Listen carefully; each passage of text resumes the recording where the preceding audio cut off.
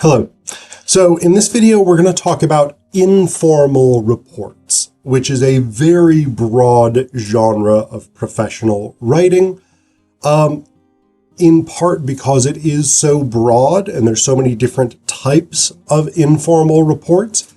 It's very difficult to make generally applicable statements about the style, the approach, the organization, the way that these things are supposed to work. But what I'm going to talk about in this video and a subsequent video where I will talk about the structure of informal reports. Sorry, I'm still dealing with a cold. I'm moving toward the end of it, I think. Fingers crossed. But what I'm going to deal with in this video and the subsequent video on the structure of informal reports is things that are generally applicable for these types of reports. So to start out, an informal report is a representation of some sort of inquiry, that the results of some sort of inquiry that you have made, typically within an organization. Not necessarily always, but typically. There are some external informal reports where you would be writing or presenting or whatever it is outside of a company, business, institution, organization, whatever it is that you are a part of, but that's more rare. Things like funding pitches, where you're trying to get money. Grant requests sometimes could be considered a species of informal report.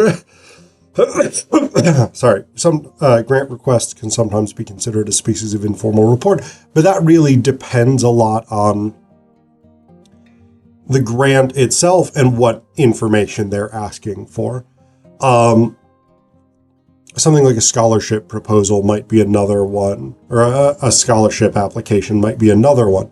But typically informal reports in the professional sphere are written within an organization. So when I, for instance, write my faculty activity report every year, every spring for Penn State, that's an informal report. It is written for internal use to give them information based on a set of questions or lines of inquiry that they want to pursue.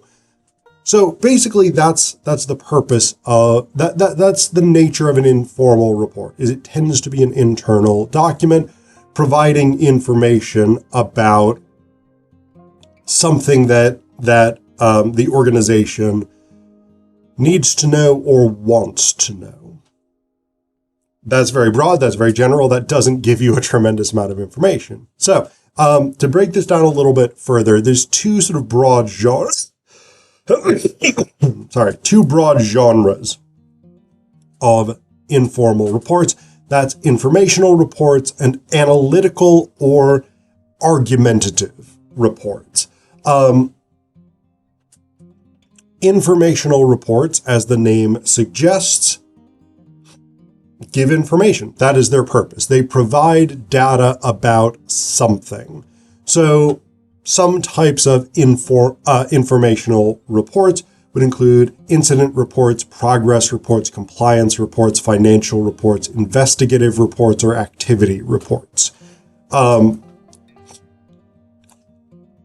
Incident reports talk about something that has happened within a workplace, usually something like an injury or an accident or something like this.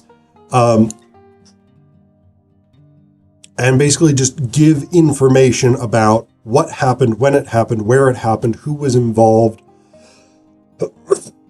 possibly, though not necessarily, why the issue took place or the incident took place, those kinds of things. Progress reports, as the name suggests, talk about progress that has been made by some metric, right?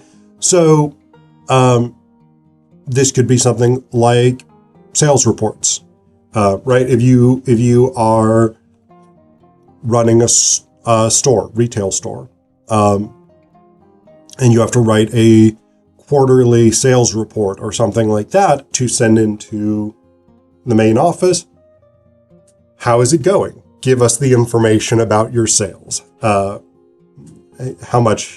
many products have you sold? What have been the profits? Has there been any shrinkage? Whatever it is, that kind of stuff. Compliance reports talk about basically how your system, whatever it is, complies with existing regulations, whether that's internal regulations within the company, organization, institution, etc., or external regulations, laws, building codes, tax codes, whatever it is. What have we done to ensure that we are on the proper side of these rules? Financial reports, these can be formal or informal documents, but for the purposes of informal financial reports, these will typically be internal, and they will be meant to report current financial status of an organization, as well as possibly project trends or give an understanding of where things are likely to go. An external financial report that's going to, say, shareholders or something like this will usually be a formal document. So there are different versions of these. Investigative reports look into something, right? Someone has asked you to investigate the status of diversity within the company, or the role of shrinkage in cutting into profits, or whatever it is. Activity reports just give information about particular activities, right? We did a team building weekend workshop. Here was what occurred. Here was the results of it, whatever it is. So again, this is very much giving information, right? This is the purpose of this species of informal reports, is to provide data. Just tell us what happened. On the other hand, you've got analytical or argumentative reports. And these are making assessments and judgments and often recommendations for what should be done. So, for instance, there is a benchmark report. There's a feasibility report or a recommendation report. These are three types of analytical or argumentative reports. A benchmark report will sort of say, how close have we come to meeting a particular goal and why? So it's analytical in that sense, right? We wanted to sell X number of units, or we wanted X number of new subscribers this month, whatever it is. How close did we get? And why? Why did we achieve that or not achieve that, whatever it is? A feasibility report looks at questions of, can we do this proposed project, right? There's a thing that we want to do. How feasible is it to build a new parking garage at Penn State University Park campus? Is there enough money? Is there enough space? Is it cost effective? Do the benefits outweigh the costs, et cetera, these kinds of things.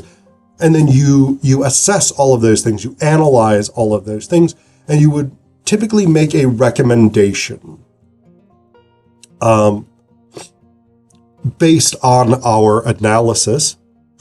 This is what we conclude, and this is what we recommend doing. A recommendation report is going to be similar, right? It's going to say, here is an existing problem. This is the solution that we recommend. We have analyzed the problem. We've analyzed potential solutions. We've analyzed costs and benefits, feasibility, et cetera. Based on all of that, this is what we suggest doing. So what you see across the board with these types of informal reports is that They are focused on providing a specific piece of information, right? Whether that's here's informative data about a particular incident or investigation, or whether that's here's a recommendation for how to solve a specific problem. An informal report tends to be quite focused in its purpose. It has a specific thing that it needs to do in order to succeed, right? Again, so if we take my faculty activity report that I have to write every year, with my particular job, the one that I have to turn in basically requires a narrative of my teaching for the past 2 years. Yes, I have to do it every year, and yes, they want 2 years worth of data, and yes, that seems like it's redundant, but what have I done? What have I done to try and improve as an instructor? Or what have I tried out? What experiments have I done to try and improve my pedagogy? It requires a self-reflection in which I talk about my teaching experience and what that has meant to me, or how I have grown as a result of that, whatever it is. I have to provide my course evaluations, which one would think that they would just have access to because it's in the same system or it's in a Penn State system, but I have to provide them. And then I have to provide my CV, my curriculum vitae. So for me, with my particular job, and if I was in a different job, there would be probably different pieces of it, like a research report might be included or whatever it is. But what they are interested in is the central question: how have you improved or changed or grown as an instructor over the past 2 years? There's a central question, and I provide the necessary data to answer that question. So this is the core thing that informal reports do. As far as style and approach and tone and even medium, massive range of possible answers to that, right? So talking about those things is not necessarily as useful as talking about the general purpose of an informal report. An informal report can be a couple of paragraphs written in an email, or it can be up to a 10-page written out document.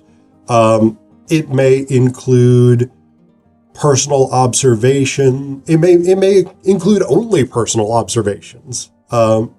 If it's, for instance, an activity report, and you are writing about you're writing a report on the company picnic or something like this, you might just provide information based on your own personal observations and experiences.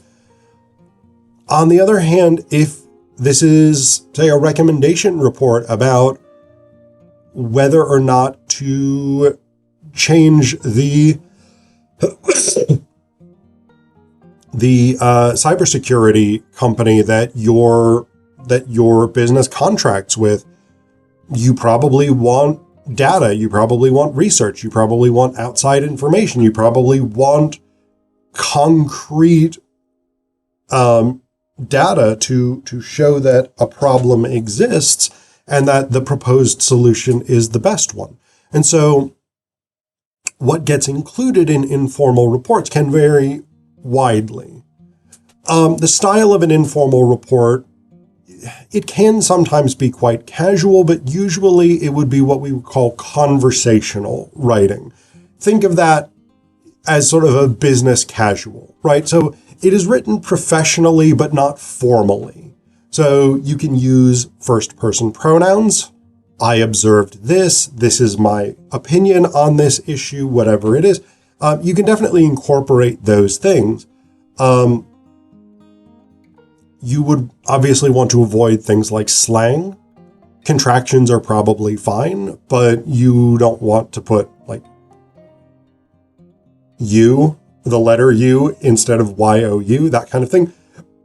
Like you don't want to be overly casual. You do, as always with rhetoric, want to keep your audience in mind. What is it that they fundamentally want to know and why? And then tailor your report to give them that information with whatever explanations, context, background, etc. they need in addition to that.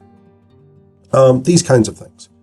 So again, beyond that, because there's such a wide range of possibilities for what's included or not included in an informal report,